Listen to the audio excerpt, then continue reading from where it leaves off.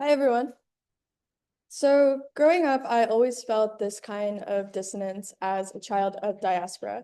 My parents were both born in Kerala, India, but I was born here in Baltimore and raised on this land. It always felt a little bit uneasy to be moving between two spaces or feeling like I didn't belong in either space. What felt worse was my relationship with my mother was getting a little bit tense over time as aspects of queerness and kind of honesty entered our relationship. My relationship with my mother, that's me and my mom, is one that I explore a lot in my work. And I started to get really frustrated with how colonization has impacted our relationship in minute ways. I've noticed how it impacted through generations and just in the minute ways of the ways that she braided my hair or the ways that she would address me as her daughter, from the ways that I've seen colonization impact and destabilize our civilization, our community as a whole. And not only my people, but people all around the world. How oppression has constantly taken hold and how colonization still shows up very prevalently in our world today. So I transform the non-physical, words, barriers, sound, generational trauma into the physical. Braided steel, ironwork gates, and cast iron in order to evince colonization in minute forms.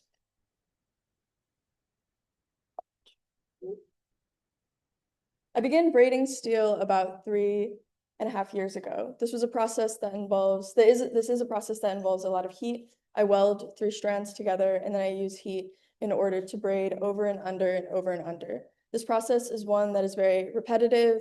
It involves me being very in tune with steel as a material and with my body. I use my legs to move the steel rods. I use my arms. I'm holding the torch at the same time. Over time, it became this sort of dance and meditation with the material. How am I collaborating with this material that is so rigid and so seen as such a structural material to bring tenderness and softness into this material? I began braiding as a way to think about my mother and my grandmother. This is a universal tradition and process for many matrilineal relationships, maternal relationships, where mothers are braiding their daughter's hair and so on and so forth. The braid became a way to bring to the physical and visualize this generational passing between my mother and my grandmother and so on. I began connecting the braids to be like roots in branches and in trees, using tension to hold this braid up to that arm between these 2 trees. My relationship with my mother is one that I also reflect on my relationship with the land, how colonization has pilfered out land, has destroyed land, people, and communities over time, and how it has constantly contributed to the climate crisis as well. Putting braids in trees brings people to take more note and attention to what is going on around and to connect the steel back to the land.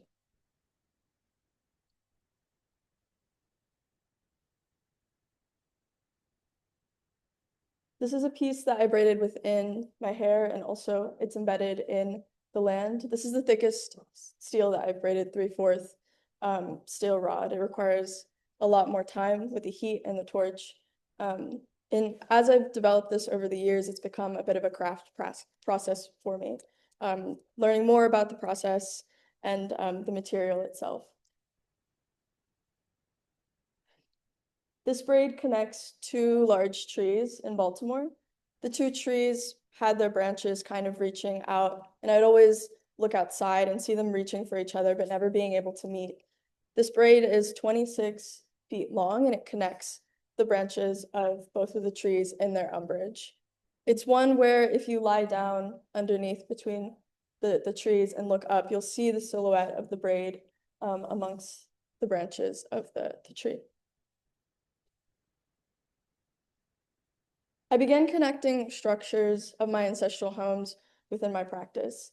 These are gates from my father's family home in Kerala. There was a long period of time where my family didn't go back and visit because of the COVID pandemic. And the image of my family's ancestral home was just becoming a memory in my head, something that I was kind of forgetting. And of course I could look at photos, but as a place that I would reference to my childhood and all of my family being located in this place, and especially my grandmother was someone who led this household and brought a lot of warmth and community into this house. these gates stood as a marker, as a motif of that household. And they would always be in groups of 3 within the house. So I recreated these gates and installed them in Baltimore within the grass.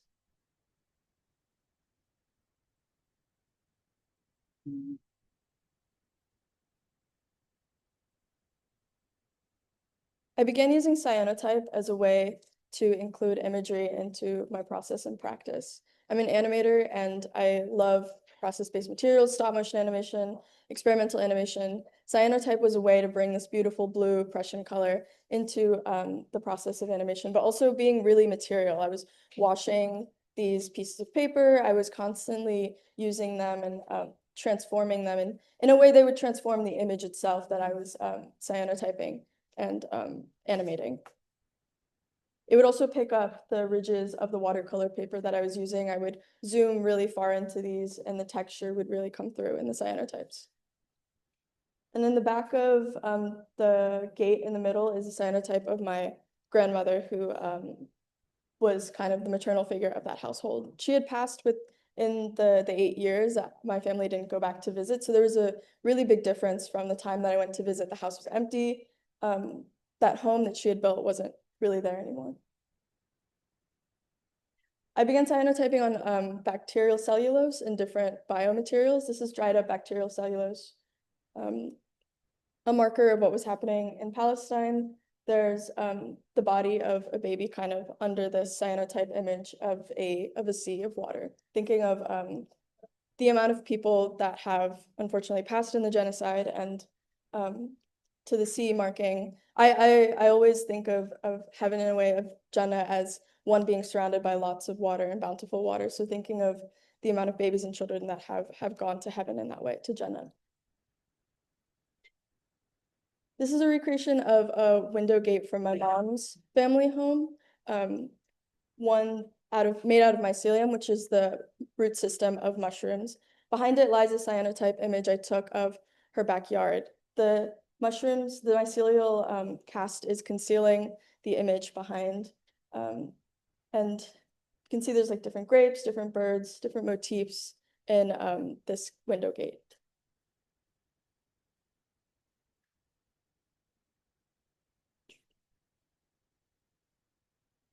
This was an animation that I worked on alongside making these gate structures physically in steel when I was in school. And this is a cyanotype animation and a stop motion animation. So I made puppets of my mother and I and made a set that kind of combined motifs from both my mom and my family, my dad's ancestral homes in India. I'm gonna play the video.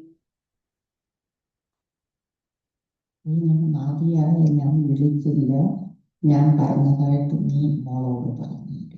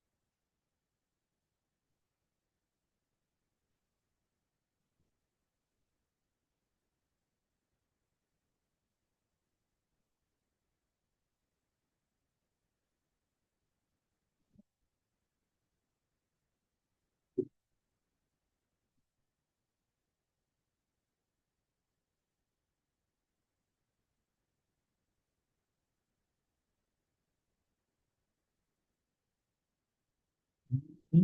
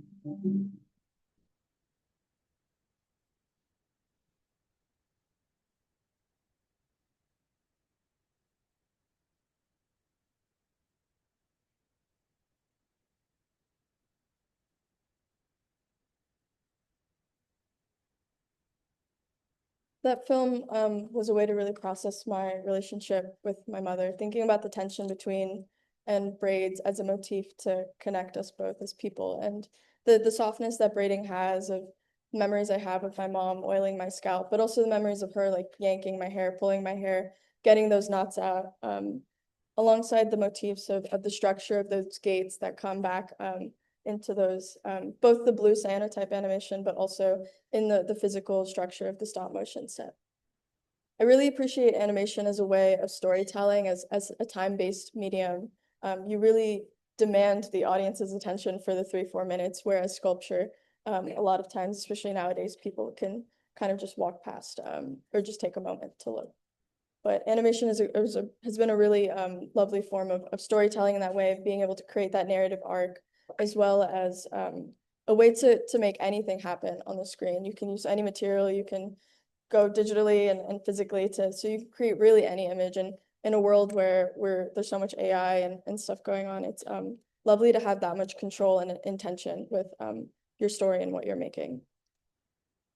This is another piece that I cyanotyped on bacterial cellulose. I like to joke that it's a little bit of a self-portrait, like a body kind of sagging down, also tethered and tensed up to a branch of a tree.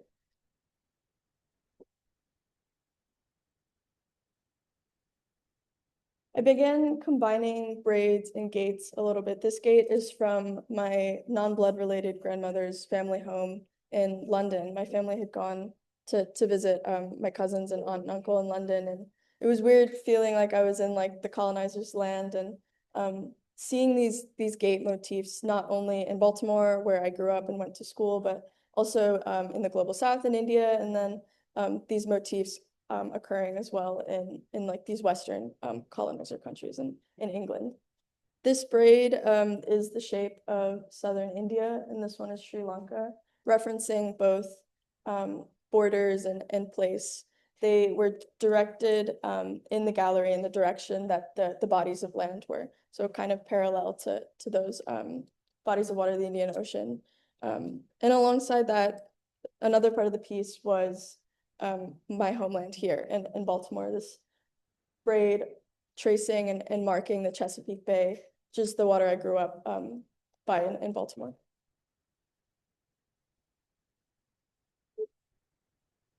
As a musician, I am constantly thinking about how music connects people, how we can use it to build community and culture throughout.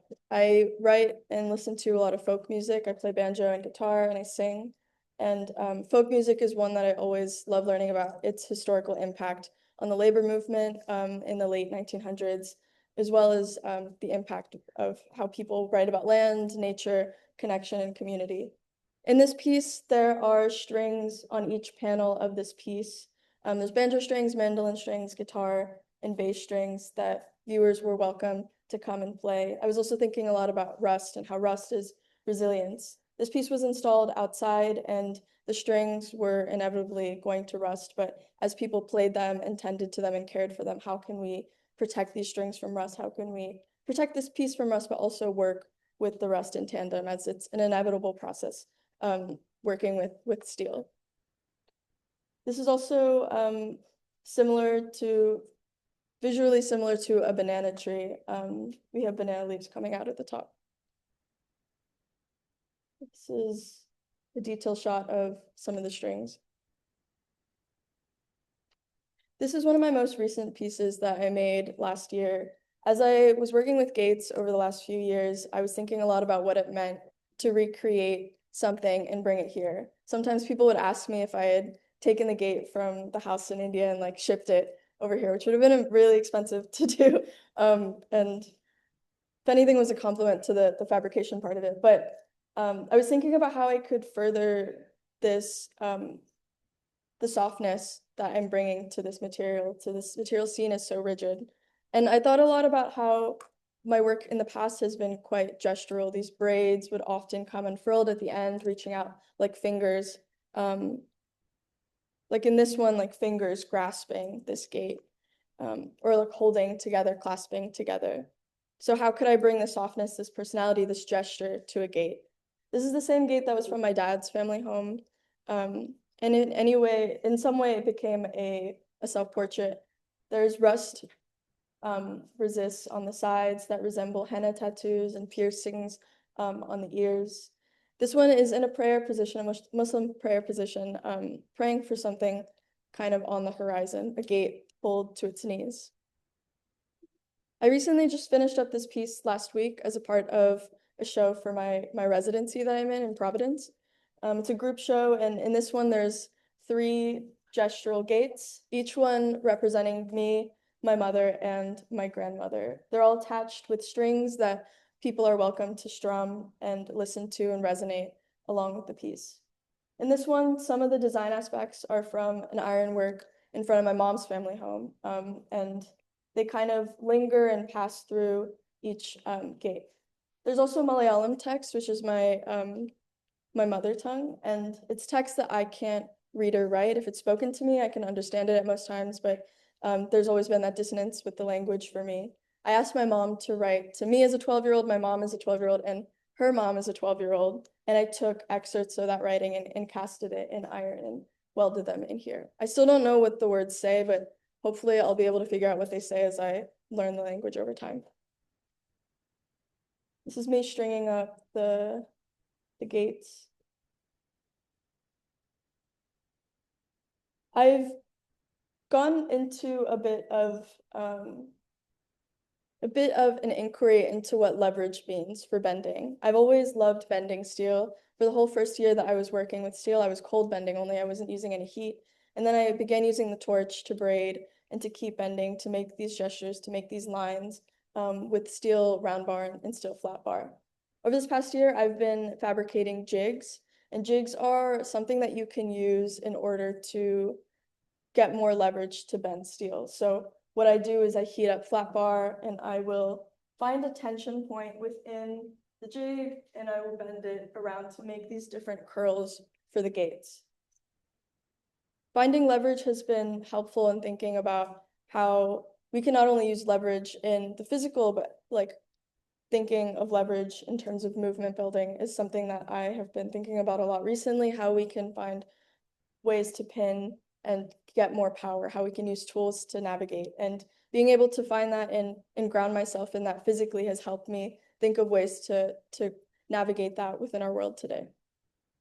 These are some of the curls that I did with the jigs that are there. When I was 15-ish years old, I started climate organizing, and that has been a little bit of a basis of a lot of my work afterwards. I was organizing for climate on a national scale as well as in DC around the strike movement.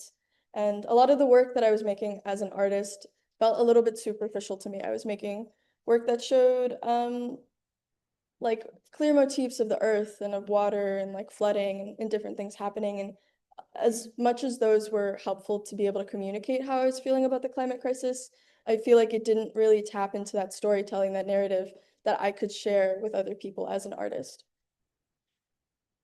But I found that organizing for me has shifted over time. It's something that I always joke that I wouldn't be a sculptor, I wouldn't be an artist in this capacity if I wasn't an organizer. I say that to be a sculptor is to be an organizer, and to be an organizer is to be one rooted in action and empathy. Organizers and sculptors and artists are people that make things happen out of nothing. They're constantly imagining things and wanting to envision a better world for ourselves, whether that's physically, visually, or just within the compassion that we have for people. So I've journeyed onto organizing and teaching being a way to ground myself within my practice, within the things that I'm making, to be able to share that, and specifically in craft resiliency, how we can help each other equip each other with the tools in order to protect ourselves, to protect people around us. And I found that metalworking has been a really, grounding myself and teaching metalworking has been a really great avenue for building community and also helping other people feel more independent or feeling stronger while we have a lot of stuff going on at the moment in the world.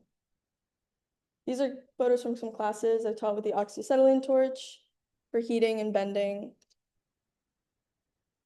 There's quite something of the beginning of the class and the end of the class where someone really understands and picks up this idea, this concept of leverage, of bending with heat, of bending without heat, to really understand the material in a way and to be able to connect that to their lives. I also began organizing in a BIPOC metal group. We organize a retreat every year where we only bring together BIPOC metal workers to share skills, do workshops, and also just to be in a community that is, a lot of metalworking communities are predominantly white, so just to be around folks of similar backgrounds while sharing this material and this craft. I also organize a group of craft-based artists and sculptors and fiber artists and video artists. And we recently had a show last year that I co-curated. And the show was based around the question of how do we build home at the heart of an empire? How are we using craft processes? How are we using our physical materials and the artwork that we're making to connect to what's going on within climate, within the genocide that's been happening, within ICE, how we're navigating the world and sharing our stories with each other, and building resiliency and finding foundations within a world that feels so unstructured. I want to leave everyone with my craft manifesto. I wrote this last year, and it's something that's been grounding me a lot over the past year, and I encourage everyone to write their own manifesto of sorts. Craft is an embodiment of care and effort, a willingness to take the time to make something with intention and generosity in a world that is moving quickly beyond the lives of these objects and what we bring to them. Everybody deserves good craft. The act of doing gives us the ability to slow down, to notice and connect ourselves to the materials and processes from the land. Traditionally, craft practices have held stories and intrinsic knowledge between generations. The act of making gives ourselves skills to protect our communities, to build resilience amidst the current societal and ecological collapse. In ways of making, we begin to understand how we can dismantle and create our own structures. Sculpture and art has always existed as a way to imagine beyond our peripheral usual and embrace the absurdity of our ideas and imagination, allowing us to create a future for all of us beyond what we know or think to be possible. To embrace craft is to take the time, and to love a craft is to teach it. Organizing has always coexisted with the happenings of sculpture and the act of doing. As a primal human act, making with our hands and our bodies has always brought us together. In a world filled with rapid development that often leaves people behind, the difficult way will save our soul and a few others.